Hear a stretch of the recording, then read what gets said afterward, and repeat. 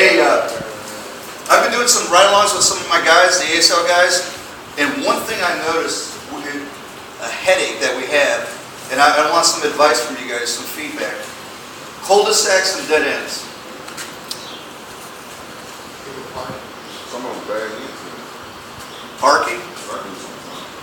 Big problem is when you can't turn around and you gotta back down like a whole mile just to get to the can all the way to the end.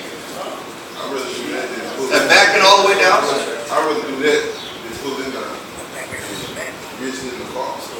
Risk it in the car, so you'd rather back in? So you got to deal with a lot of parked vehicles, a lot of backing, okay? So the question I have for you guys to help me out, and listen, in regards to helping everybody out, because you guys have a lot of new people in here. Because boom trucks deal with the same thing just like the rear loaders. How do we safely service a customer, find that balance when we're close? What are some best practices that you guys have, veterans that you guys, ideas guys? Tomas. I like to not back into it, but always go into the driveway. So you know you're gonna hit a mailbox and that's always. Don't go all in the driveway, but just make sure that you're backing into the driveway. You know what I mean? Okay, backing in, partially into a driveway with the apron. What else out there, Nick? I heard you say something. I have a question now. Like I have a couple of streets where it's not like a circle. You have to literally back down the whole street to get to the can at the end. So it's a cul-de-sac dead end, right? It's just a dead end. There's no circle method. You have to back down like a whole block or a block and a half just to get to the And it's the same concept. That's the same concept. That's why we're trying to find out. That's why I'm asking you guys, what are some things Can't they put it at the end of the road? That's an idea. We get with the city. Yeah, can't they just put the can at the end of the road? And that's so much easier. That's something with the city. That means communicate with the city to find out what we can do. Okay, that's one way. That's another way of finding that balance. Anything else, guys? What else? Can't get to it, tag it. Boom guys. Boom guys. Exactly. If you can't get to it, tag it. So basically, you're using a HOC process, tagging process. You're backing in. You're using safe points or pivot points, and you're also looking at communication with the city. Okay. Now we know that going with the city is a long process. But what are some of the backing? Okay, and how do you back? In regards to backing in a driveway, besides driveway, what are other things that we talk about backing? I look down before.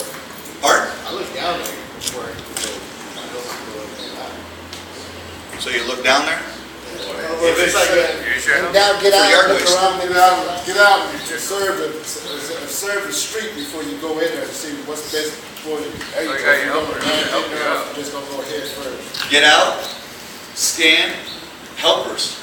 Let's work with that, helpers. Get the whole picture. So when you guys are with the helpers, so you're finding that checks and balance, right? You're using your helpers, right?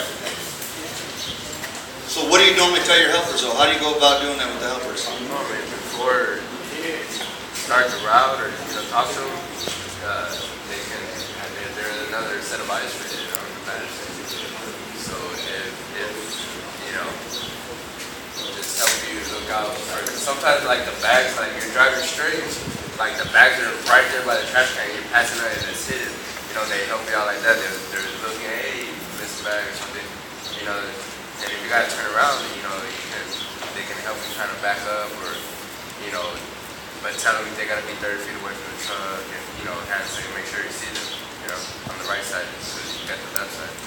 So coaching your helpers before you get to the routers, and also utilizing them, right? So that's just checks and balances, helpers, checks and balances. You guys agree? Yeah. One little quick question. If like a street's closed, like I was running into my route on Wednesday's route, like I was running into streets that were closed because of construction. Now I was having trouble getting to my cans.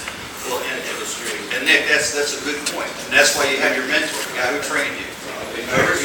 You're with your mentor. And that's what this is all about. But right now we're talking about, and that's part of managing risk, balancing that checks and balance. thing, guys, that we're gonna do today in regards to servicing cul-de-sac cars or in general, find that checks and balance. Make sure you use your elbow when you're backing up. If you have to back all the way down the street, do it, and have the elbows watch for cars coming out driveways, they're getting ready to go to work, and kids are out for the summer, so I'll have to watch them too.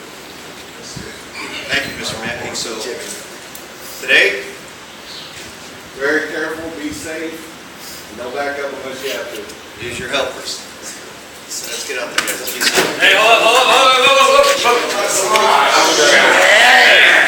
It's that time of year.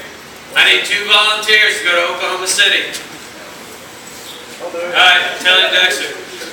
Give me a letter. I'll call you guys, give you a little bit more details. And also, we're working this Saturday, remember?